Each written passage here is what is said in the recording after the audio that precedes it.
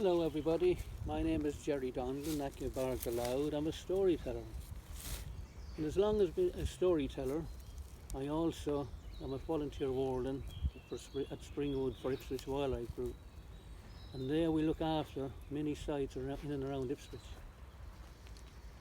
And some of the things we do are very interesting. I'm part of a group that does a toad patrol every year between February and April at a little lane in the southwest of Ipswich. And if you are new to Ipswich and you happen to be travelling down that lane between February and April, after the hours of darkness and before the hours of daylight, you'll be forgiven for thinking there's something weird going on there. And of course, you'd be right in a way, because you would see many people with high-vis jackets, hand torches, head torches, clipboards, and of course buckets, and they are there to pick up the toads, the frogs and the newts that are trying to cross over that lane. And we take them from there to the pond and we release them and they go about their business. Now one night there was about 11 of us. I was toad leader. When you go out for a group, there's a toad leader nominated, and I happen to be the toad leader this night. And what a toad leader does is make sure everyone there has a high-vis jacket on, has a bucket, has a torch, has a clipboard if needed, and go and fetch all what you need from a big black bin in the allotments. And this night I was leading them down to go and get all the equipment. And a young lass said, Sally, she was about 9 years old, said, "Oh, look at that," she says, "the big gate into Millennium Wood is open." Well, I know that shouldn't be opened at out of night because I'm a warden there. So I went over, pulled it to, and just snapped the lock back on it. And as we're walking away, she said, "Oh, look," she says, "a horse has been here." And pointing to the ground, sure enough, there were the tracks of horses' hooves going into the wood, but no tracks coming back out. Well, we went about our business that night. We got our buckets, torches, clipboards and anything we wanted, and we started on our patrol. And it takes about an hour and a half. And I think we maybe got about 28, 29 maybe toads that night, a couple of frogs, no newts that night, and we released them by the pond. And on our way back, to put all the material back and all the equipment back into the big black dustbin in the allotment, we were shining our torches. And the gate into the allotment is a wire gate. And every time I go there, when we shine our torches through it, and it goes, you can see what's going on in the allotments.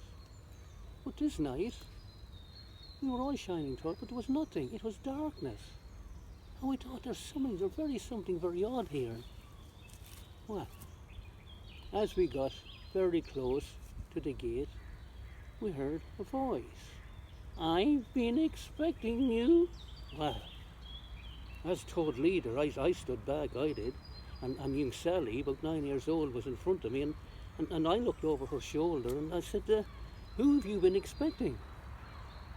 And the reply came, "All of you." Well, come closer. Well, you know what, as toad leader again, reluctantly, I pushed Sally a bit further ahead and we got closer. I says, "Where are you?" And then we heard a big snort. And this big black head, it started to move backwards and it started to move forwards. It was a horse's head, a huge horse's head. The reason we couldn't shine our torches through the gate is because the size of the horse. And I says, "Well, where are you? Well, you've got a very a squeaky voice for a horse." "Oh no," she said, "I'm up here." Well, we shone our torches up, and there, sitting on the back of this huge big black horse, was a toad, a female toad. Well, I says, "Well, what are you doing there?" She said, "I will tell you a story." And she did tell us a story, a beautiful story. A long, long time ago, before humans were about, Springwood was the colony of toads. And there the first toad queen resided with all her colony. And she was on her way to the pond to breed. And she set out on plenty of good time to be there. But on her journey, she came across an obstacle.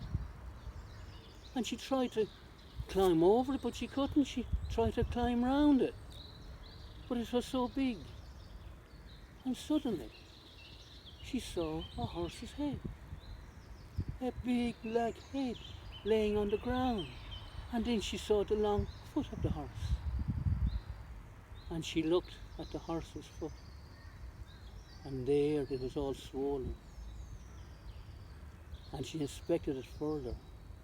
And in the frog was a piece of flint. And it was all pus. It was all pus round it. It was swollen up. It really looked horrible. Well, she forgot where she was going. And she started to nibble away. And she nibbled all the way around a piece of flint. And for 3 days and 3 nights she nibbled, and she nibbled. Until eventually the piece of flint became loose. And she was able to dislodge it and throw it away. And then she started to clean up the wound. But by doing this, she was ingesting all the poisons and all the pus and all the toxins from that wound.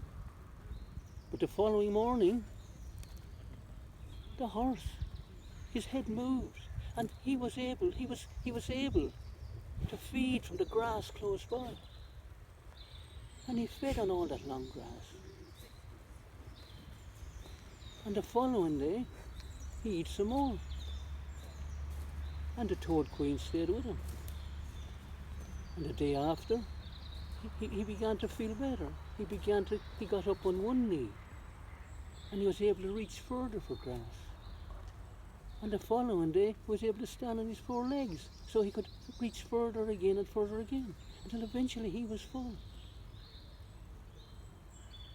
And he looked down at the toad queen and says, "You have saved my life. What can I do for you?"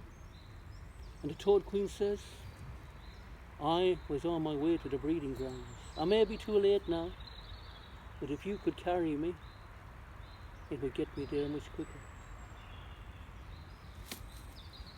And the horse, it bent down and it picked the toad queen up in its mouth. And it walked it down to the pond. And there it lay down beside a reed.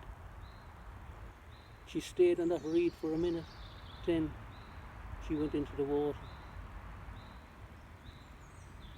Soon a male toad dived in and started clutching at her back as they do. She spawned and he fertilized. And the male toad went back onto the reed and back onto the wet meadow. But the toad queen, she sank to the bottom. The horse, he put his head right down into the bottom and he came up with the toad queen. But alas, she had died. All those toxins and all those pus and all those poisons she had ingested had taken its toll. Well, the horse took the toad queen in its mouth right back into Springwood to its colony and told them all what had happened. And he stood on his hind legs and he pawed the ear and he swore that if ever a toad queen was in peril or in danger, to call for him, and he would always be there to help. And that vow has been carried out right to this day.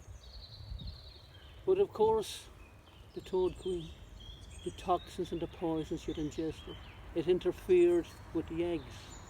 And it was only 4 pollywogs that survived out of thousands. They were the ones that coped with those toxins and poisons.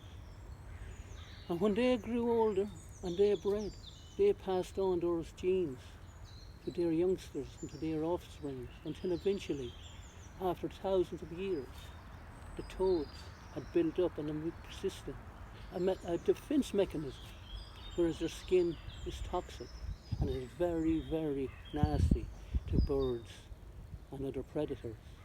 And that's why the other thing You may see princesses kissing a frog, but you will never see a princess kiss a toad.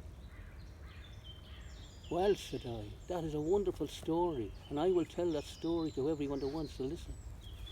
But what are you doing? I too am on my way to the breeding grounds, and on my way a stoat came behind me, and it ate my two hind legs, so I couldn't venture any further. And I called for Big Black Bob of Bobbitt's Lane, for that is what he is known as. And he did not let me down. He came and he put me up on my back. Well, I said, why didn't he take you down to the wet meadow, to the breeding grounds? Well, she said, we have been here for years and we've been watching you people with your buckets and your high-vis jackets and your head torches, clipboards. And I knew you'd be along, that you would take us the rest of the way. Because when Big Black Bob of Bobbitt's Lane saw the dilemma of the first toad queen, he now has a fear of water. Will you take me? Of course we'll take you, I said. And we lifted Sally up, and she gently put the toad queen into the bucket. And we walked him down to the water's edge. And we saw the toad queen as she stayed on a piece of reed. And we saw a male toad climb on her back, and the two of them disappeared into the water. We saw the spawn, we saw the male fertilize, and the male came back out onto the wet meadow. But sadly, that toad queen didn't emerge. So we've lost our toad queen, but her descendants will survive as long as we have kind human beings, men, women and children that will venture out on winter's nights between the months of February and April with high-vis jackets, head torches, hand torches, clipboards and buckets.